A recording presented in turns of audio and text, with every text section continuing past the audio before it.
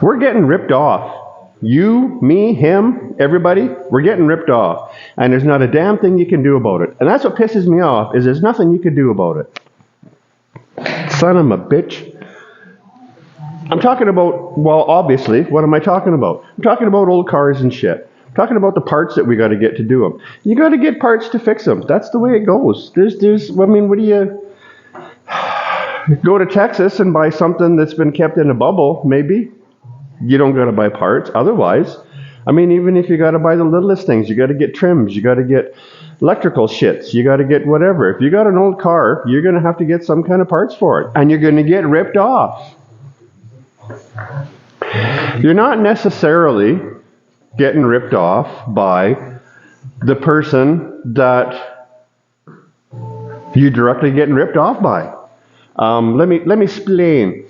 So I've been doing this shit long enough that I remember the days when you used to be able to go to Ronnie's restoration store. You know what? Actually, even like I spent more time doing collision work and fixing vehicles in a production body shop than I've done cutting in a whack it on old cars. And there was a time when it was the opposite. In a collision shop, if you had a Mazda that got hit in the front end, you got to put a fender on it. Well, the insurance company doesn't want to pay for a Mazda fender, so they buy a Chinese fender. Or I guess there's Mazda Japanese. Don't matter. They don't buy a fender made by Mazda. They buy a fender made by Eggroll, Huntang, Muchi Chichiwawa. And you get that fender, and as the guy fixing it, as soon as you see that on your estimate, on your sheet that you're fixing it by, you look at it, and it says aftermarket part, you just go, because you know right off the bat, you're going to have to dink around with that fender to make it fit the car. And I'm talking years ago. I'm talking in the 90s. I'm talking 25 years ago.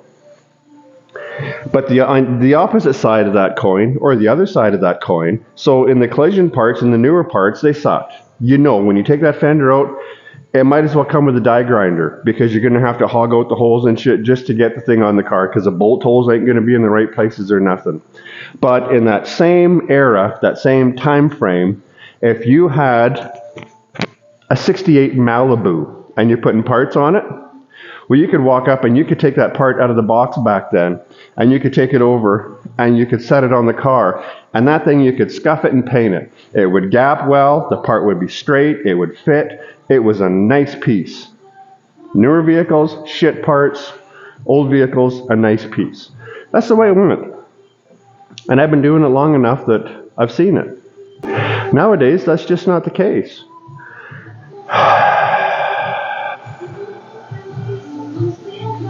It's kind of the same on both ends of the spectrum now. Everything is shit, is what I'm saying. These new vehicles, this is an old vehicle I'm tapping on, I just said new. So these old hunks of shit that you got to buy parts for, very seldom are you ever going to get a part that's reasonable. And you can buy parts nowadays, and I'm going to throw a name out there because it don't matter, who cares. Dynacorn is a huge restoration parts supplier. They're not a manufacturer, they're a supplier. Now, the way this stuff works, and this is how I'm going to get to, so we're going to call the store that you go to, we're going to call that guy a vendor. We're going to call the Ronnie's Restoration Parts, we're going to call him a vendor. So him being the vendor, he gets his parts from a supplier. Now we're going to call Dynacorn, we'll call them the supplier. And Dynacorn, they're going to, as a supplier, they're going to have their parts, they're going to get their parts from a manufacturer.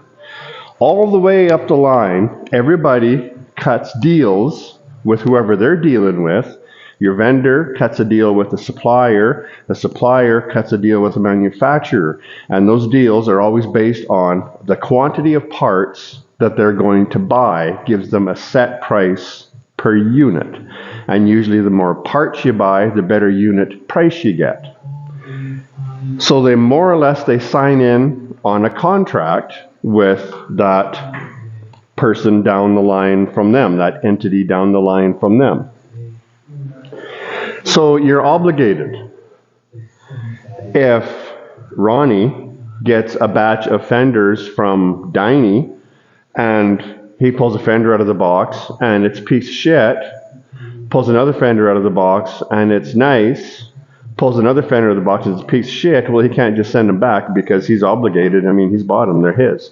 I mean, if they're brutal, he can probably send them back, and they will give him a replacement piece of shit. But it's going to wind up being another piece of shit. So the part of this where we lose all control is that could very well be, oh, I just cut myself. Could very well be that the supplier, the guy that puts the parts in a box, the company that puts them in a box, the supplier, Dynacorn, we'll say, could very well be that Dynacorn is dealing with the same company, the same manufacturer that they've dealt with for 9 years, 7 months, and 46 days. They've been dealing with the same company. 9 years and 2 months ago, they got really nice parts from this company. You could take that part, and you could throw it at the vehicle, and it would hit, and it would fit, and it would be nice. You could sand it and paint it. 7 years later, they're still dealing with that same company, but now they're getting a steaming pile of shit. They're getting garbage. I mean, I've got videos on there. If you go back and look back, there's videos on there where I've shown stuff that's garbage. I got a 71 GMC in there that we've gone through a baker's dozen worth of doors trying to get one that's even just the right goddamn size for the truck. You measure the door and it's not even the right size. Like the worst one was, it was 5/16 of an inch narrower than a factory door. Well, what are you going to do with that?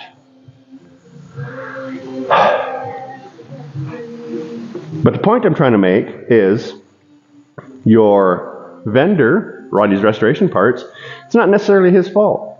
He doesn't know what he's getting. He gets the parts in a box. Generally, those stores, they don't have a 66 Malibu sitting there and a 69 C10 and a 74 Ford pickup and a 69 Cougar and a 68 Mustang and a 69 Dodge Polara. They don't got all that stuff sitting there so that when they get a part, they can walk over and they can test fit the part on a car and then bring it over and put it in the showroom. They get the boxes, they unload them off a pallet, shoot, they get put in a warehouse. You come in and buy the parts, they pull it out and give it to you. When you get those parts home, check them. If you can check them where you buy them, check them then. Because I've seen stuff come out of those boxes. I put box sides on an old Chev truck once that a forklift had punched a hole through the box side above the taillight. This is for a 71 Chev long box 4x4. It punched a hole in the box side above the taillight, and it was definitely a forklift blade. There wasn't a mark on the box.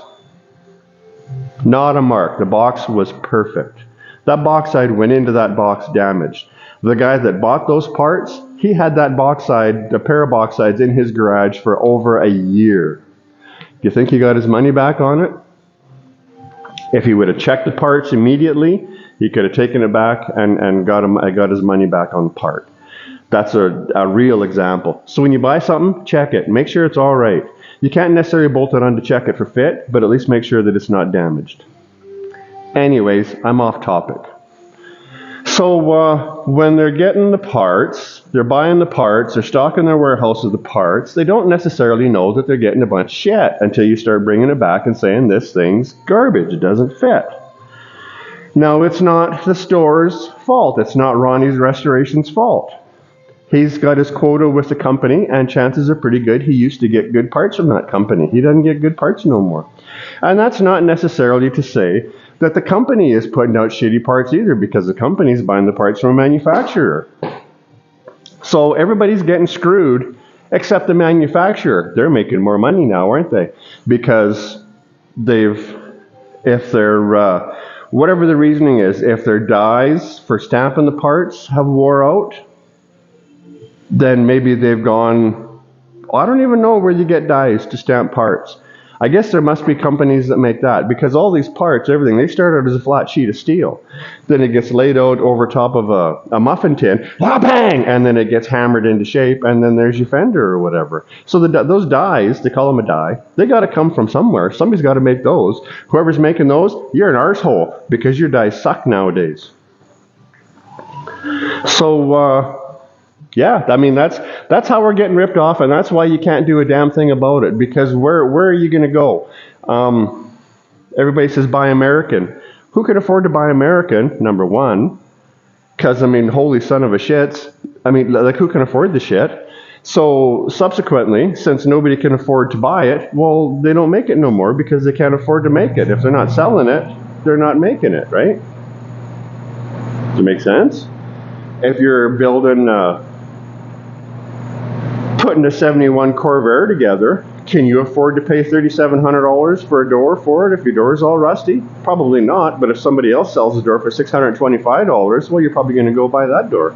Guess where that door was made? It wasn't made in Detroit, it wasn't made in Indiana, it wasn't made in Louisiana. There's a whole lot of water between Louisiana and where that door was made, and it ain't the big muddy.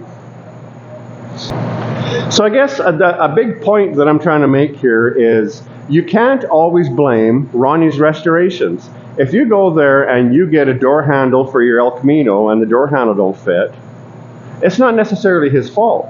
He doesn't know the door handle doesn't fit. Nobody told him when he bought the parts in good faith. Nobody says, here, we got a whole gross of door handles for you, but between you and me, they're shit. Nobody says that, right? So he doesn't know. It's not necessarily his fault. Could have been that he bought, like I said, he could have bought them door handles from that same supplier 2 years ago and he could have got nice handles. Now, everything is the same. The paperwork, the names, the numbers are all the same except the part. The only thing that's changed is that hunk of metal. And that hunk of metal is a piece of shit. And it's not necessarily in Ronnie's Restoration's control as to whether or not that hunk of metal is reasonable. Because it ain't. It's pretty easy to blame the little guy. It's not always his fault. And you know what? It's not even always the middle guy's fault. Sometimes it might be a fact of they are overselling, because I know that, so there's another big company, AMD. They used to auto metal direct. So they used to, their big thing when they first started was all their parts were North American made. That's what they based their business on, American made parts. Well, good luck finding an AMD part now that ain't got that little gold tag on the inside. That's the same thing that's on the bottom of your elephant lamp that's in your kid's bedroom on the nightstand.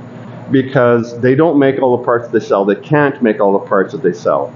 So in order to expand their catalog and make more money, they offer more parts. Well, they don't make the parts. They got to buy the parts.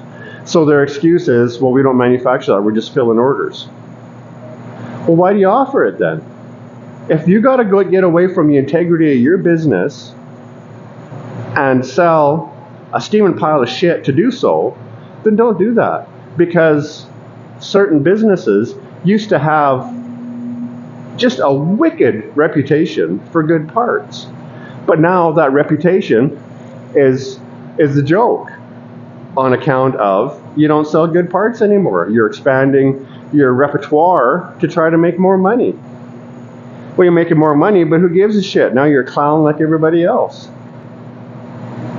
So there, stick it. That's it. That's my rant. And I mean, and it's like I said, it's shit, and it's a blanket statement. It's auto body, it's mechanics, it's everything. Everything is shit. Just keep that in mind. If you're doing this for the first time and you're having a hard time getting parts and stuff to fit on your vehicle, it's probably not your fault, because what you bought's a hunk of shit. So just remember that. It's not always you.